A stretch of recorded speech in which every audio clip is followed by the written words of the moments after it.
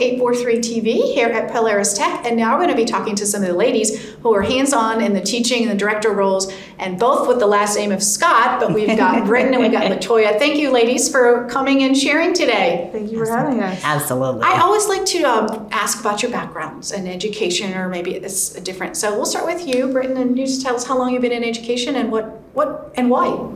So this is my 7th year in education. I started in Savannah, Chatham County, and then I transitioned over here when we first opened up in 2018. Mm-hmm. So I was a teacher here for about 2.5 years, and then slowly took on more and more responsibility and got up into the role that I am today. So you've kind of worked it up sort of from the ground level and seen the ins and outs, so that's great. And what about you, LaToya? So this is my 16th year in education. I've had the opportunity to serve as a classroom teacher at the elementary school level, also serve as an instructional coach, assistant principal, and principal at a middle school as well. Mm-hmm. And one of the reasons why I did transition to education and an administrator role so I can have a greater impact on student achievement.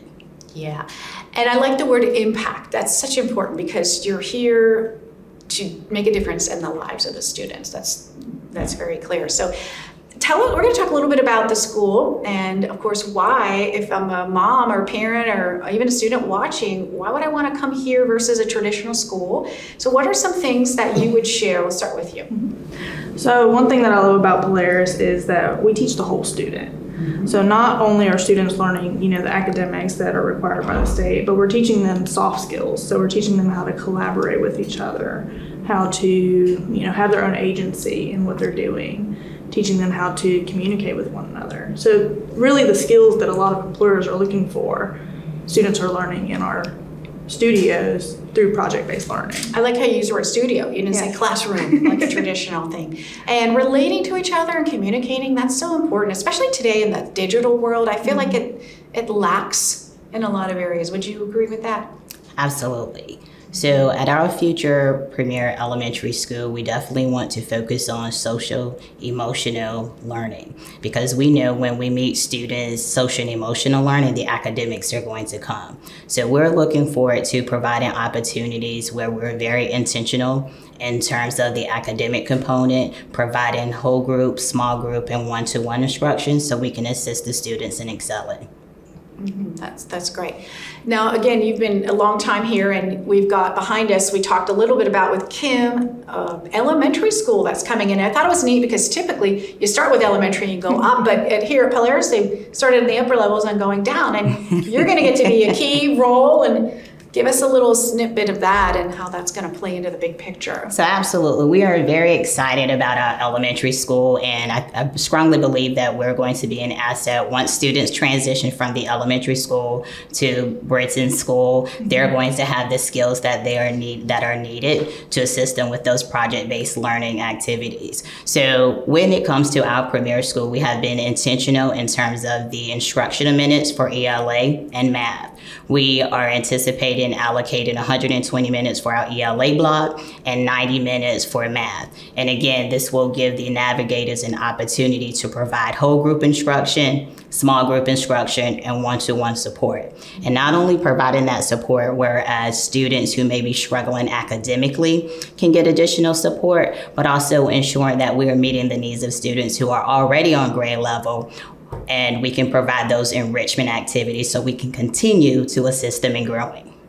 Now, because you're doing the middle and high school, that's going to give you two a chance to really kind of work together and collaborate, starting then kind of backwards now with you having the young kids and growing as you go. So how do you anticipate everything flowing, and what do you see how that works, kind of benefits it might provide? Well, I'm excited that we're going to have the elementary school to feed into our school, and the students are going to start learning these skills at a younger age to help them really, dive into project-based learning once they get here, and be able to fully, know those collaboration skills once they get here, know those communication skills, know how, the agency piece of it.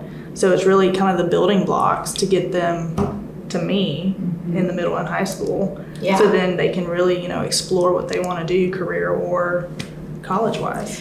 What is the enrollment right now with the grades, and then what do you expect that capacity to be when you open up elementary? What are we looking at with numbers? So at the elementary school, we're going to have about 40 students per grade level. Okay. As we shared previously, we already started the marketing component where we have students who are pre-enrolled for our elementary school. So we definitely want to keep the classroom sizes extremely small so we can place a strong emphasis on the academic component. But as I stated previously, the social and emotional support as well. And what about for the upper grades? So the upper grades, the class sizes, and when I say class sizes, like the total amount of students in each grade, range between, I would say, 40 and 60. And that's going to determine how many classes we have, because again, we still like to have the smaller classes, but we also can blend learning that way. So we might blend an ELA with a social studies class, and they teach projects blended. Now, since you've been here 2 years, you've seen 2 graduating classes come through. How about, that's got to be really rewarding to see that. It was. Our students are doing great outside. Many have gone into the military. Many are doing doing college. We have some that are pre-med, some are doing business. This year we're going to have many going into the aerospace field. And then we do have some that are just working, went straight into careers.